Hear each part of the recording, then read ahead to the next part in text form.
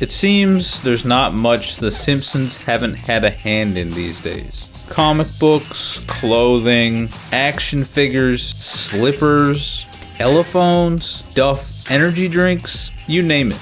There's probably a Simpsons variant of it. One medium they generally excel in, however, is video games. Hit and Run, Road Rage, The Simpsons game. Hell, even The Simpsons Tapped Out had its moment. Now that I think about it, some of my most fond memories from the early 2000s are playing Mr. Donuts, Eat My Shorts video game adaptations. Unfortunately, a wise man once said, "One bad apple spoils the bunch." The Simpsons skateboarding. Makes sense, doesn't it? There's two people that come to mind when you think of skateboarding. Tony Hawk and Bart Simpson. If I knew about this game when it came out, I would have been all over it. There's an unspoken checklist that comes with making a game based around skateboarding. Characters. While not the sole focus of any skateboarding game, it's always nice to see familiar faces. In this game, of course, your options are who you'd expect. Homer, Bart, Marge, Lisa, Nelson, Otto, Professor Frink, Krusty, and Chief Wiggum. All of which have their own unique skill set. Some jump higher, some move faster, etc. All in all, no issues here. Game modes. There are 3 game modes. Skill School, stylized with a Z because I guess that's cool or whatever. Skate Fest, and Time Trick Contest. Skill School is exactly what the title says. It's just a bunch of levels that teach you the basics of the game. Think like Coach Frank in Skate 3, but lame. The next is Skate Fest. This is the meat of the game. It's a series of levels where the game gives you objectives to complete to progress. These levels are Springfield Elementary, Downtown Springfield, Burns' Manor, Construction Site, Sir Puddalots, Krusty Lou's Studios, Springfield Mall, Itchy and Scratchy Land, Power Plant, and Springfield Gorge. Unlike any other skateboarding game where the levels seem to continuously up themselves and become more difficult but still being fun, this game just misses the mark entirely. The closest I can compare it to is writing an essay. The first paragraph is okay because you did it during school hours, but the last half of the essay is complete and utter dog shit because instead of taking time to actually do the essay, you procrastinated until the night before it was due and just half-assedly slapped it together. The levels seem to progressively become more empty with less and less to do. And when there are things to do, it's too cluttered and confusing. Constantly finding yourself stuck in corners, goals becoming almost impossible, not to mention repetitive, and just an all-around eyesore. Last but not least is the Time Trick Contest, which is, self-explanatory. Progression? It's here where I should explain the, for lack of a better word, cash and stats mechanic. After completing a goal, you are given a few cents. Yes, a few cents. It costs 5 cents to up your stats. Get this, 1 singular point. These points go all the way up to 100, by the way, so you do the math. It's similar to the stat points in Tony Hawk's Pro Skater, but unlike Tony Hawk's Pro Skater, this game is unbearably punishing for no reason whatsoever. Controls. The first thing you're gonna notice on your initial boot is how god-awful these controls are. I'm not talking, wow, this sucks, but I can manage.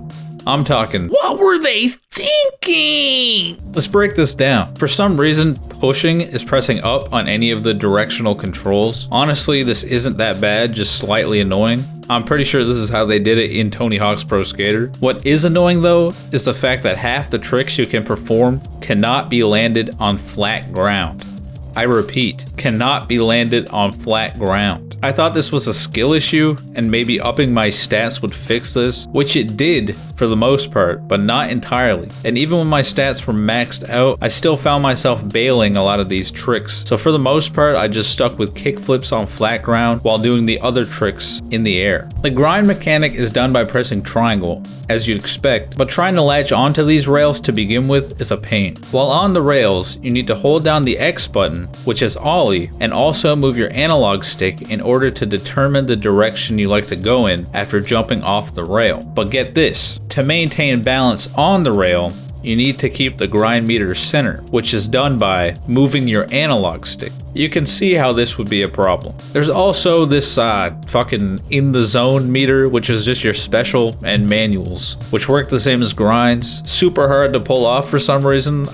Dude, how hard could it possibly be to press up, down? There's no satisfying combos here. Seems like the developers found 10 tricks, mapped them to controls, and called it a day. Objectives. The only problem I had with these is that there was like no way to find where they were without accidentally stumbling across it. They're also extremely boring and repetitive. See, there's this arrow in the top center of the screen, as well as a checklist in the corner that goes from easy to hard, but that's to collect the items that will allow you to unlock a secret board, which is also one of the level objectives. These usually are collect all letters from X word, find all kids skipping school, beat this score in X amount of time, so on and so forth. I got to a point where I had to collect multiple Krusty dolls placed across the map, but one of these was in an area that was literally impossible to reach. I tried playing this game completely blind, and I shit you not, it took me a solid hour to get this. Eventually I gave in and googled guides, videos, but everyone that I found had this Krusty doll in a different area of the map,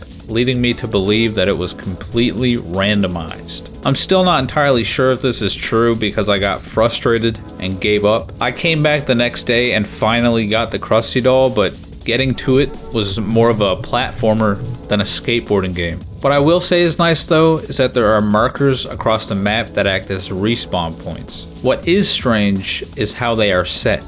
You find one, pause the game, select set start, and then restart to go back to your marker. Look, I'm not an expert on how video games were made in 2002, but I'm almost certain there was a better way to go about this. Music and voiceover. Dude, I don't even want to I don't even want to talk about it. The music is the same basic annoying loop that plays non-stop. I'm not saying they had to dump thousands of dollars into licensing, but surely they could have came up with something better than this.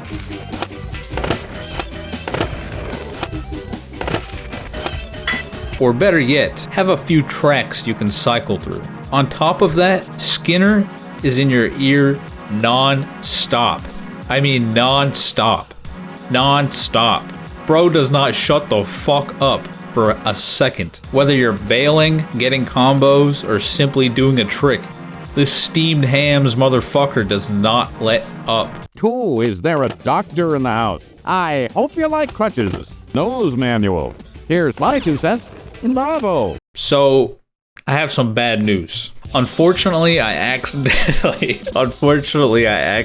overwrote my save file when I was about 2 hours deep. Usually I just speedrun back to the point where I was, but not this time. It's here where I looked into the cheat codes to maybe fix my progress. I used the unlock all maps and unlimited money cheats. See, I didn't start playing this game with the intention of hating it, despite only hearing bad things about it. And I thought that maybe it just, started slow and nobody wanted to suffer through the first half of the game to get better stats, more maps, etc. This is not the case. Despite having 99 in all stats, every map, every character, you name it, the game stays the same. If anything, it got worse, because the faster you go and the higher you jump, the higher the likelihood of bailing and missing objectives. This could be a skill issue, and to be quite honest, it probably is, but having to down my stats every time I needed to get something in a hard to reach spot finally took a toll on me.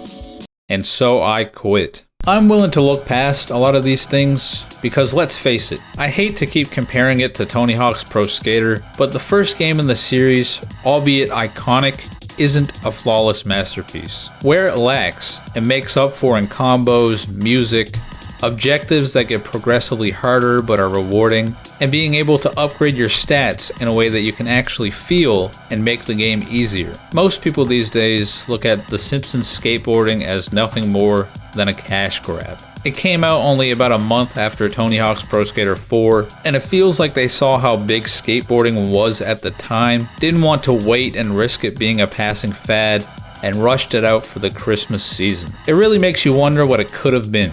Because honestly, despite what anybody else says, the idea itself is genius, and I'll die on that hill. Thanks for watching. Don't forget to comment, rate, subscribe, leave a video reply. A massive shout out to my Patreons for keeping this shit show afloat. Don't forget to call the like button a poser. Later.